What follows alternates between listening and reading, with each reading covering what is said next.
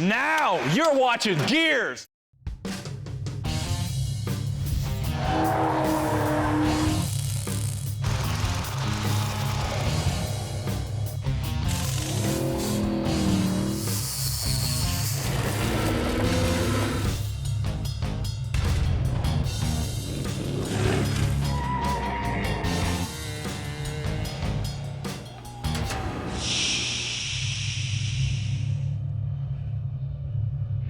Hey, welcome to Gearz. You know, some of the biggest challenges that a gearhead's gonna face when they're laying out their project is how do you make it reliable, keep it cool, and not blow your budget?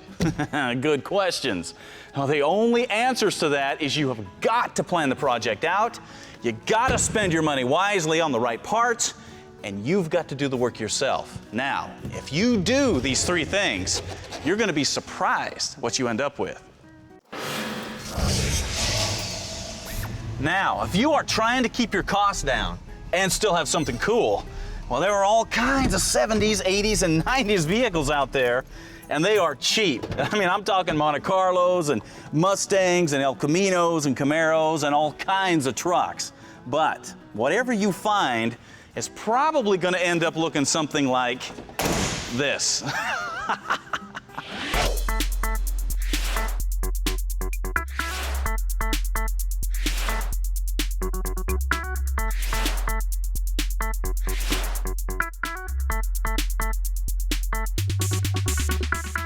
Okay, what we've got here is a 1973 Chevy pickup, and the last time it was really worked on was sometime in the late 80s, which explains why it looks like it does, with the little Krager wheels and the tube grill and the teal paint. I mean, all this thing is missing is some parachute pants, but it's got a lot bigger problems than that. I mean, the motor and transmission completely worn out. My first car had a shifter like this. The brakes, whoa, no brakes. Son, just a distant memory. The suspension is completely shot. There's some insane body lean, man. And the worst part is, the stereo only plays Boy George songs. The good news is, it is easy to bring something like this back to life, bring it up to date, and make it cool. So that's what we're gonna do. We're gonna dig into this project. We're gonna call it the Knucklebuster, because this is something that anybody can do as long as you're willing to do the work yourself and bust your knuckles. Okay, the first thing that we're gonna deal with is the stance. Now, as you can see, these trucks have huge wheel wells, and we need something a lot bigger than these little weenies to fill them up. But we're not just gonna put bigger wheels and tires on. No, we're gonna lower this truck too, but we're not gonna slam it all the way to the ground, because the owners of this truck, very similar to most of you guys, they'd like to drive this every day. So we're gonna drop it 3 inches in the front, 4 inches in the rear. That's gonna give us a nice, low, mean look, but it's not gonna destroy the use of the truck as a hauler. This is how we're gonna do it. Come on. This is a DJM suspension system, and we ordered it right out of the Style & Trucks catalog. Now, the cool thing about this is it completely replaces your stock upper and lower control arms with these big, heavy-duty tubular guys. Take a look at these. There's your upper control arms. Notice you got your bushings installed and the ball joints are in place. And then this is your lower control arm. Now, once again, take a look. Got the urethane bushings in place, bump stops, and the ball joint. Now, to go with this, we also got some performance shocks to finish it off. Now, the cool thing about this setup is all that 3-inch drop is engineered into these control arms. That means you reuse your stock spindle and your stock spring if you want to. That can save you some serious money. But the best part about this system is how easy it goes in. Let's get to it. All right, with the wheel out of the way, now you can see why we didn't have too good of brakes. Look at that, that rotor is shot. So it's time to start taking things apart. Shocks come off, rotor, caliper, everything's got to go. Now, don't be surprised if you run into a little problem with your brake hoses here, because they are notorious for rusting in place, and they can swell shut over time. So now is a perfect time to replace those.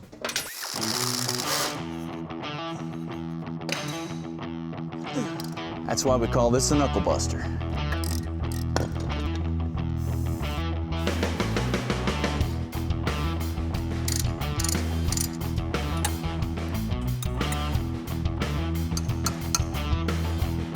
All right, with a jack under the control arm to support the spring, time to bring out the big gun.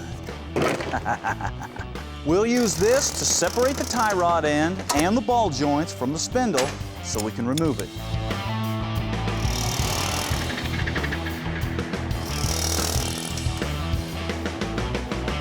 Then we'll just lower the jack and pull out the spring.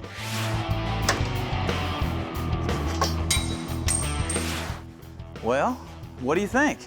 It's not too bad so far. From here on out, it gets even easier because these control arms just pop off with just a couple of bolts. So let's get to it.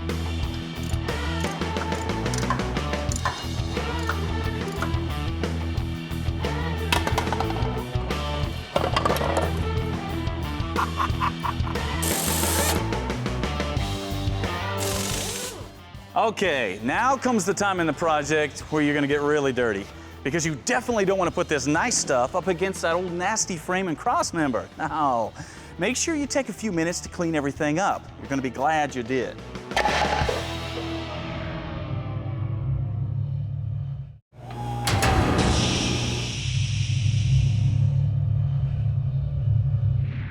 Hey, welcome back to Gearz and the Knucklebuster project. Well, we're showing you what kind of potential a 70s or 80s era vehicle has if you're willing to bust your knuckles and work on it. Now, as you can see, this truck had the typical handling issues that you're gonna find in an older vehicle. And of course, the stance was all wrong. So today we're gonna show you how to fix that stance, we're gonna make it stop, we're gonna make it handle, and we're gonna do it on a reasonable budget. Impossible, you say? You just need to keep watching. Now, before the break, we ripped the stock suspension off, cleaned everything up. Now we are ready to start putting on these new control arms. And they just bolt in place using the stock hardware.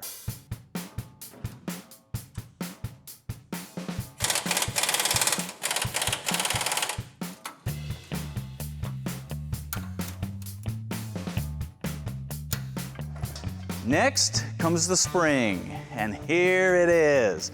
Now, I know some of you guys are looking at this going, wait a minute, I thought you said you were going to reuse your stock spring. Well, that is what this is. I just cleaned it up, shot it with some of this hammer tone paint, and it looks like brand new.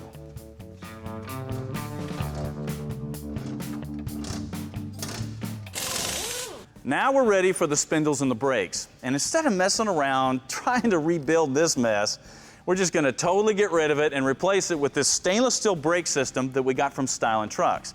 Now, the heart of this system are these new spindles that have been modified to fit the big brakes. And you can see I hit them with the hammer tone paint to make them look good.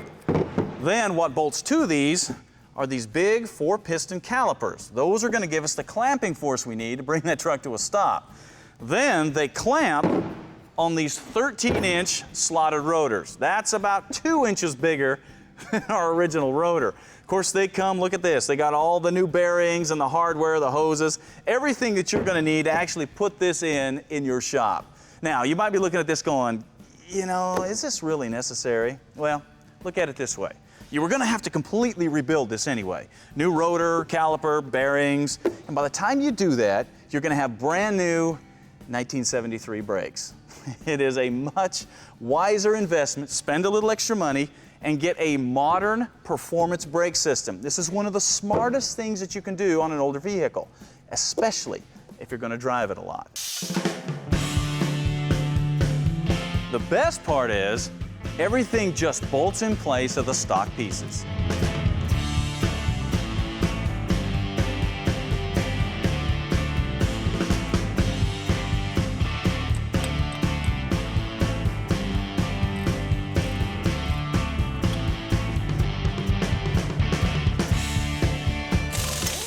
And that takes care of the front. Now, you're not gonna get the full impact of this until we put some wheels and tires on here and get it down on the ground. But at least you know now it's gonna stop and handle better than it used to. That's for sure. All right, time to move on to the rear. Come on. Now, the rear drop is similar to the front drop in the fact that it reuses your stock springs. Other than that, it's completely different. But that doesn't mean it's not something that you can't do. Matter of fact, in a lot of ways, this is an easier deal back here, because in the rear, you just utilize this drop shackle, And then in the front, you've got this relocation bracket. So the first thing we have to do is get a jack under the rear end and unbolt these leaf springs. So make sure you got plenty of lube because you're going to need it. Once everything is unbolted, we'll lower the rear end and get it out of the way. Then we'll follow that with the leaf springs. Smoke it.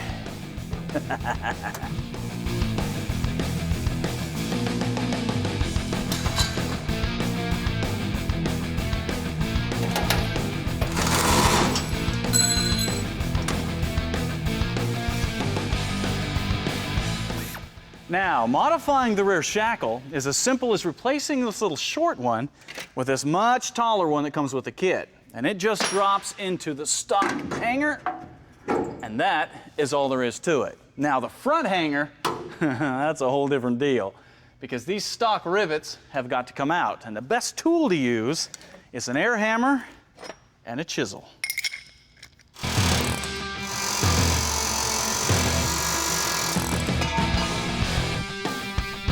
Now, just bolt the new bracket in place using the stock rivet holes and the new hardware.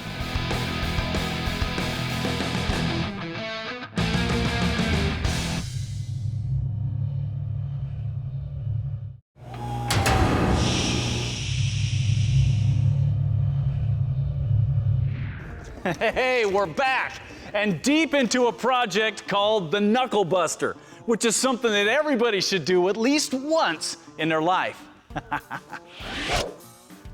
Now, what we started with was a 70s era truck that was done up in a late 80s style.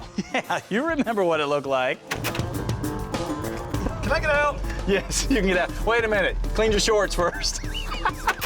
So, what we're doing today is showing you how to bring something like this up to date to where you can actually drive it every day and you won't be embarrassed to drive it. So, the first thing that we did, take a look, was install a 3-inch drop in the front to get the stance down, as well as a serious disc brake upgrade to help us pull this thing to a stop.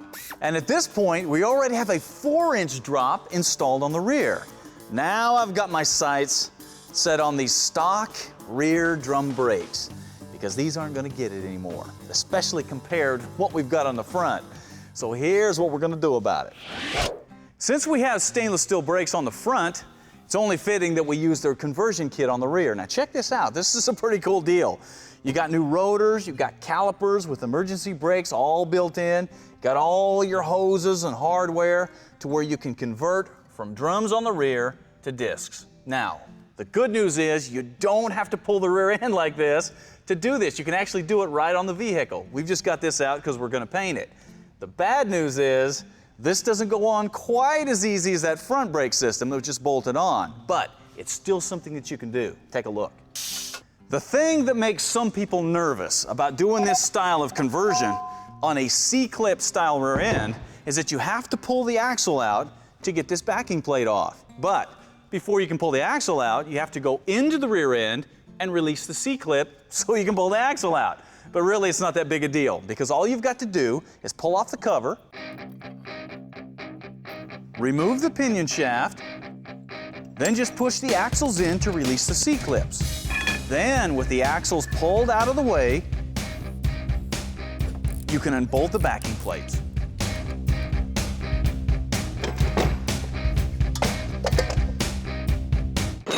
Okay, the first new piece to go on this axle is this caliper mounting bracket. It just slides onto the rear end and bolts in place. Now, once you have it on, you can slide your axle back in. Now, when you reinstall the axle, you want to take your time so that you don't tear up the rubber seal out here on the end of the axle shaft. Now, the C-clip.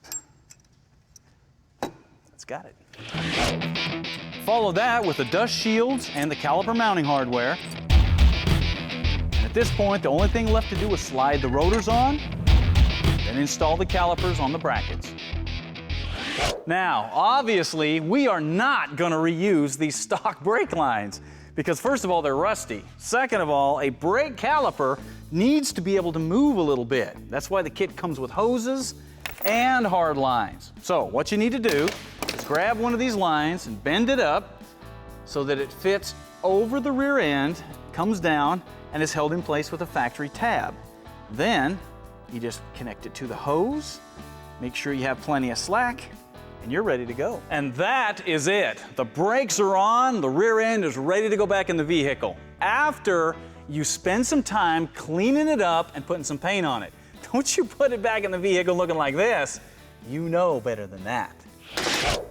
At this point, we are ready for the final step of a suspension and brake upgrade, and that is wheels and tires. Now obviously, these old Krager SS's have a classic 5-spoke look, and we want to keep that style, but we don't want to go with this size. Now we need to upgrade them a little bit. So we went to our buddies at Billet Specialties, and we got what they call the Dagger wheel. Now take a look at this. It's obviously a 5-spoke, but it's completely different. It's all polished aluminum, has huge windows here, and has ribs running right down the spokes. This is a very aggressive looking wheel. Now the size that we're using is the really big news, because the fronts we're using 18x8s, and on the rears we're using a 20x10. Yeah, it's a lot different than those little 15s. Now, tires, the same thing. We needed something aggressive and something that was modern. So we went to our friends at Nitto, got what they call the NT420S. As you can see, it's got a very aggressive tread, but it's also a modern performance tire. So this old truck is gonna handle like a new car, which is great. Now, the size that we're using on the front is a 255/50, and on the rear is a 285/50, because we need something huge to fill up this big old square wheel well. And this is it. As you can see, in just a short period of time, we've taken something that was completely neglected and dated looking and given it a completely different attitude. Now take a look at this. Look how the wheel wells are now filled out, and all the gaps are about the same, and got a great hot rod rake happening here. And we also upgraded the braking and the handling at the same time. The best part is, this is something that you can reasonably do in the course of a weekend in your own garage. And that is what Gearz is all about.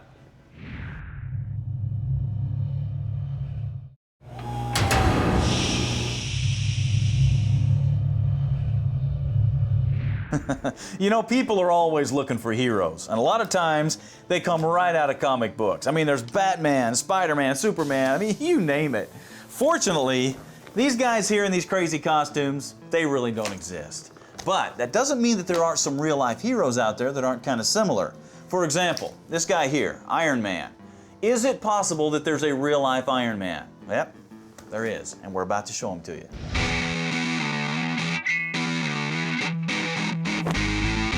Ivan Stewart could be considered a late bloomer because he didn't start his racing career until his mid-30s. I was relatively an older guy when I came into off-road racing. When I started driving for Toyota, I was, 30 some odd.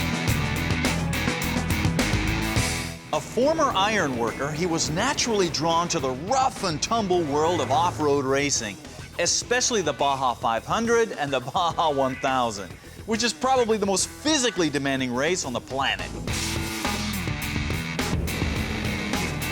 There's nothing like the Baja 1000 because it's an adventure out of this world. You start at Ensenada and you go all the way to Cabo San Lucas or La Paz, 1,000 miles away, day and night, nonstop, regardless of the conditions. And it could snow and the wind could blow and it could rain, and something is going to happen. Not content with the typical Ford, Chevy, or Dodge, Ivan Stewart's ride of choice was a Toyota, and that brought some criticism and raised some eyebrows at first.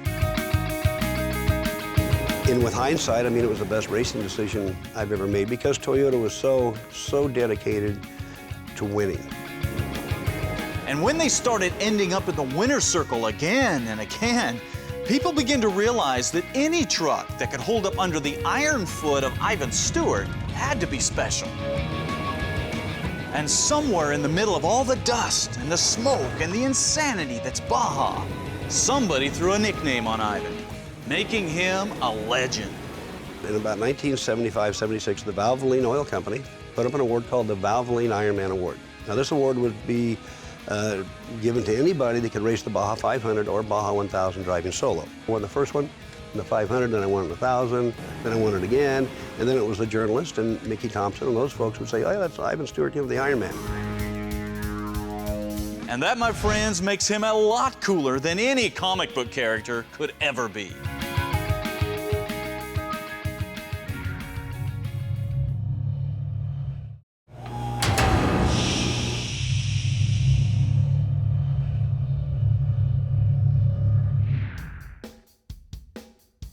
And now, what are you working on? You know, a lot of times for What Are You Working On, we feature what somebody young is working on, but not today. Now, today we're featuring what somebody older is working on. Now, this comes from Don Dolmage from Ameliasburg, Ontario, Canada, and he has built a car for the senior dragster competition. This means you have to be over 50 years old, car has to have under a 100-inch wheelbase, and it has to be as home built as possible. So here's a picture of Don and the car that he's built. Yeah. Now, the engine is going to surprise you. It's a Dodge Slant 6. Take a look at it here, and notice the induction system. That is 6 Tillotson snowmobile carburetors on a hand-built intake. That is a crazy setup. Don says he's been trying to do that for 35 years. Now he finally has time. Obviously, it's working well because Don is racing this car. Now, the chassis, here's a shot of where Don's sitting. It was built with the help of some friends, and his wife, Linda, she's the one that did the upholstery. Man, I love it when spouses get involved in projects. And this just goes to show you, man, you are never too young, never too old to get involved in a project. So make sure that you check out the GearzTV.com website, check out the chat rooms, get involved with that, and send in what you're working on. Hopefully we'll be able to feature it here on the show. All right, that does it for us today. I need to get back to work, and you need to get out there and start working on something. We'll see you later.